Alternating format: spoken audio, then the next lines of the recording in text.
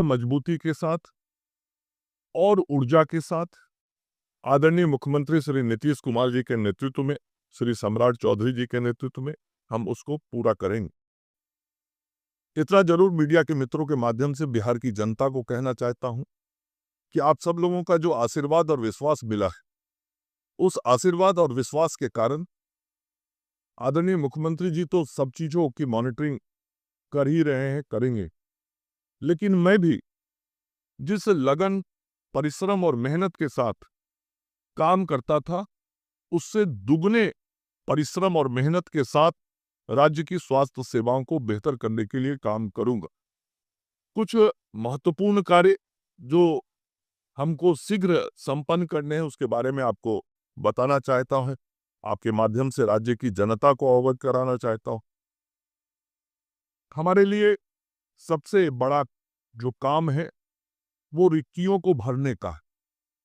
और हमने पहले भी कहा था, जब इसके पिछली बार मंत्री बने थे, कि हम स्वास्थ्य विभाग के अंदर जो रिक्तियां हैं, उन रिक्तियों को भरने का काम करेंगे। और मुझे खुशी है कि पिछला जो इसके पीछे का कार्यकाल था, उस कार्यकाल में भी हमने बड़ी संख्या में स्वास्थ्य विभाग के अंदर नियुक्ति किया था, चाहे वह विशेषज्ञ चिकित्सक हों, पैरामेडिकल स्टाफ हों, ऐसे नर्सेज हों, उनकी बड़ी संख्या में नियुक्ति हमने की थी। और नियुक्ति की अन्य प्रक्रियाओं को भी हमने आगे बढ़ा दिया था, और कई नियुक्तियों के कार्य पाइपलाइन में थे और उनके अब परिणाम आने वाले। तो मैं बताना चाहता हूं कि अगले दिसंबर के महीने तक सामान्य चिकित्सा पदाधिकारी के 663 पद खाली हैं, उसको भर लिया जाएगा। दंत चिकित्सक के कुल 808 पद हैं, वो भी नियुक्ति की कार्रवाई दिसंबर माह तक पूर्ण कर ली जाएगी। स्टाफ नर्स 11,389, 11,389, इसकी नियुक्ति के लिए बीटीएससी ने परीक्षा संपन्न करा लिया है, मतलब एग्जाम हो चुका है। जैसे ही एग्जाम का रिजल्ट बीटीएससी से आएगा, ये 11,389 ग्रेड ए नर्सेस की भी नियुक्ति पूर्ण कर ली जाएगी। मैं फिर दोहरा रहा हूं, इसका परीक्षा हो चुका है, परिणाम आना केवल शेष है। उसी तरीके से जो हमारे नर्सिंग स्कूल चलते हैं, कॉलेज चलते, वहां ट्यूटर के 498 पदों के लिए बीटीएससी से परीक्षा का आयोजन संपन्न किया जा चुका है, और ये भी बहुत शीघ्र इसकी अनुशंसा प्राप्त होगी बीटीएससी से, और ये नियुक्ति का भी काम पूर्ण कर लिया जाएगा। उसी प्रकार से जो बराबर आप सब मीडिया के साथी भी कहते थे, और मैं भी जब गांव में घूमता था, मुझे भी जो आवश्यकता महसूस होती थी कि अस्पतालों के अंदर pharmacist, dresser, lab technician, X ray technician, OT assistant, ECG technician, दंत विज्ञानी, ऐसे जो चिकित्सकों को सहयोग देते हैं और जिनके कारण चिकित्सकीय व्यवस्था बेहतर होती है, ऐसे लोगों की नियुक्तियों की बहुत आवश्यकता थी।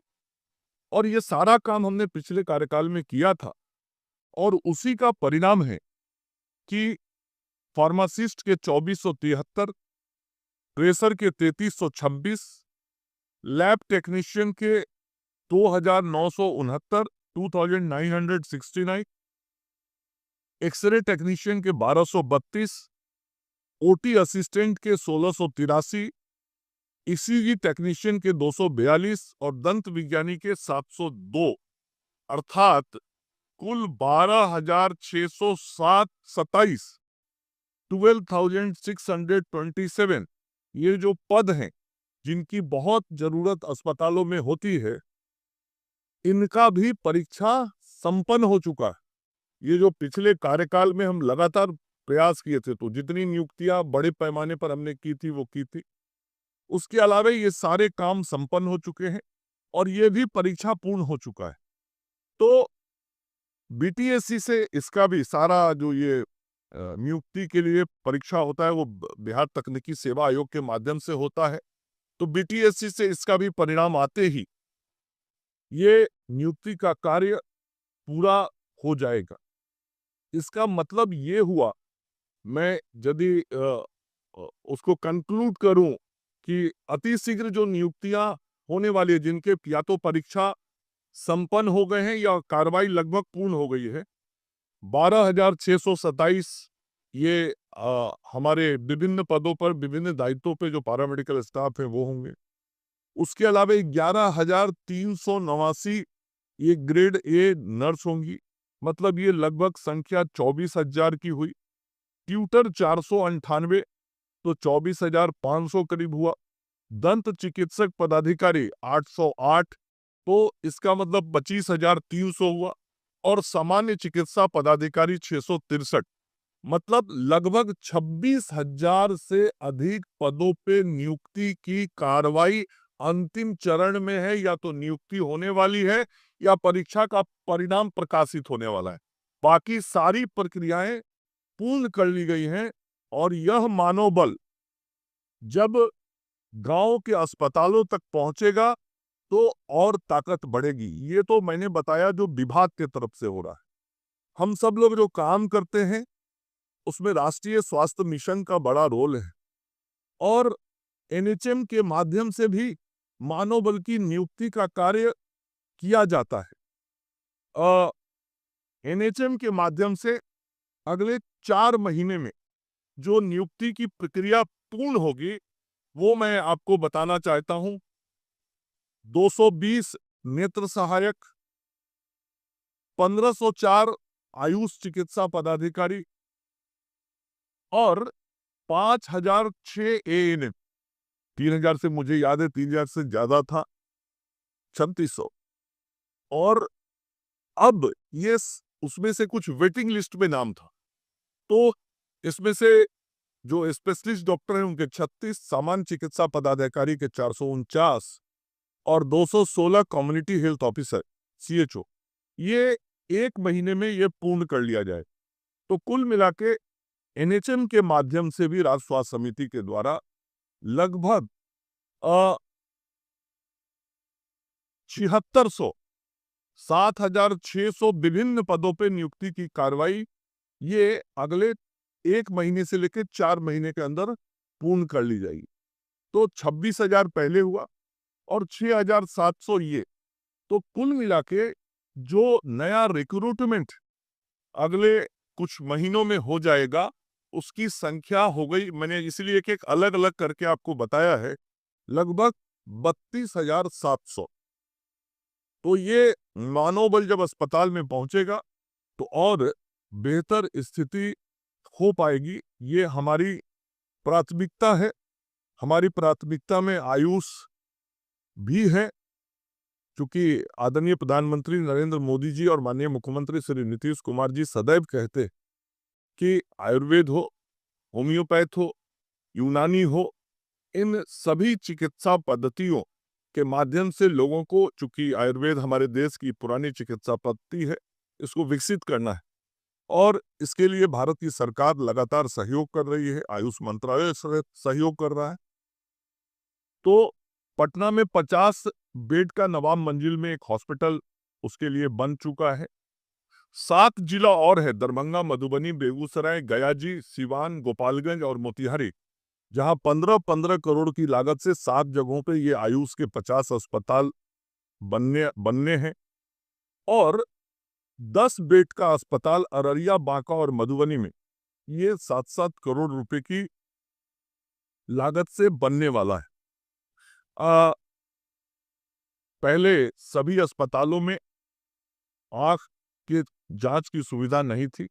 अब अभी राज्य में कुल 440 अस्पतालों में निःशुल्क नेत्र जांच की सुविधा उपलब्ध हो गई है। ये हमारा जो कम्युनिटी हेल्थ ये होता है, सामुदायिक स्वास्थ्य केंद्र, वहां तक हम सब लोग निःशुल्क नेत्र जांच कर रहे हैं और जांचोपरांत चश्मा वितरण का काम शुरू हो रहा है। ये पिछले कुछ महीने पहले ये शुरू हुआ था, जो चल रहा है।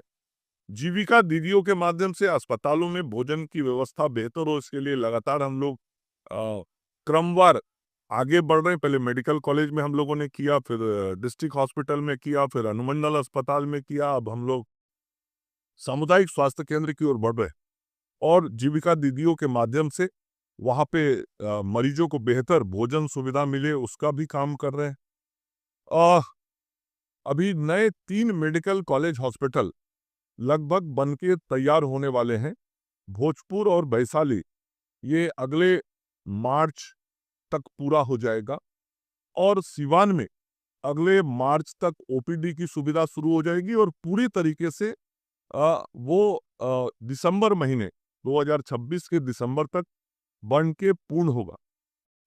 पटना में एक बहुत महत्वपूर्ण हॉस्पिटल हम सब लोग बना रहे हैं और वो आदरणीय मुख्यमंत्री जी की ही सोच थी, जिस सोच के अनुरूप हम सब लोगों ने उस अस्पताल को बनाने का काम शुरू किया था। आप सब लोग भी जानते हैं लोकनायक जयप्रकाश नारायण हड्डी अस्पताल जो वो सुपर स्पेशलिटी का हॉस्पिटल है।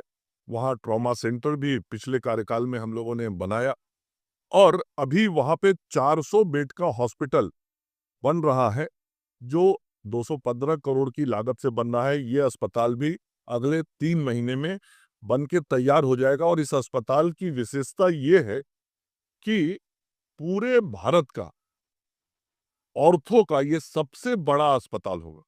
कहीं भी पूरे देश में 400 बेड का केवल ऑर्थो का हॉस्पिटल नहीं है।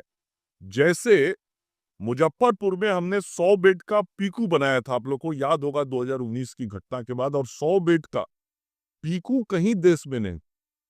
तो देश का सबसे बड़ा बच्चों का अस्पताल जैसे मुजफ्फरपुर में बना था, तो ये हड्डी का अस्पताल बन रहा है और ये 3 महीना में बन के पूरा हो जाएगा।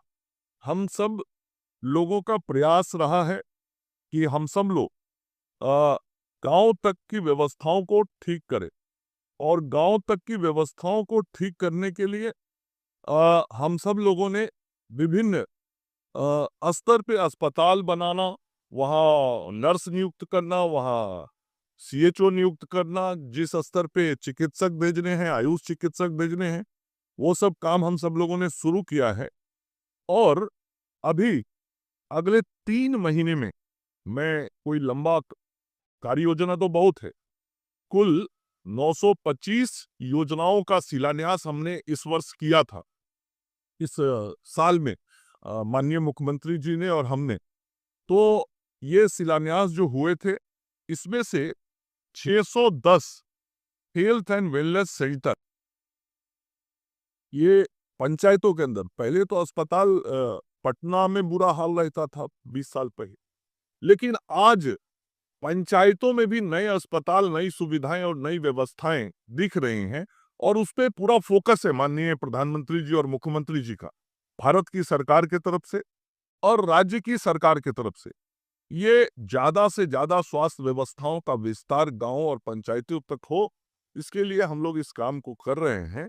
तो अगले 3 महीने में 610 नए हेल्थ एंड वेलनेस सेंटर राज्य को मिल जाएंगे। तो ये कुछ मूल विषय थे जो आप सब लोगों को मुझे जानकारी उपलब्ध करानी थी।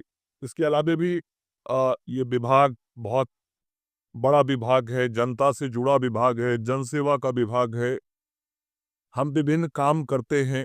हम आयुष्मान योजना के माध्यम से राज्य की जनता की सेवा करते हैं और पिछले वित्तीय वर्ष में तो 1000 करोड़ रुपया से अधिक गरीब लोगों के सेवा के लिए खर्च किया गया था, इलाज के लिए खर्च किया गया था। अपने राज्य में 4 करोड़ से अधिक आयुष्मान कार्ड बन चुका है और उसी तरीके से अपने राज्य के अंदर में जो मुख्यमंत्री चिकित्सा सहायता योजना है, उसके माध्यम से भी लगभग प्रतिवर्ष विभिन्न प्रकार की बीमारियों के इलाज के लिए 350 करोड़ रुपए के करीब खर्च किए जाते हैं। तो ये जो व्यापक जन कल्याण का कार्य है इस विभाग के माध्यम से, वो हम सब लोग करते हैं।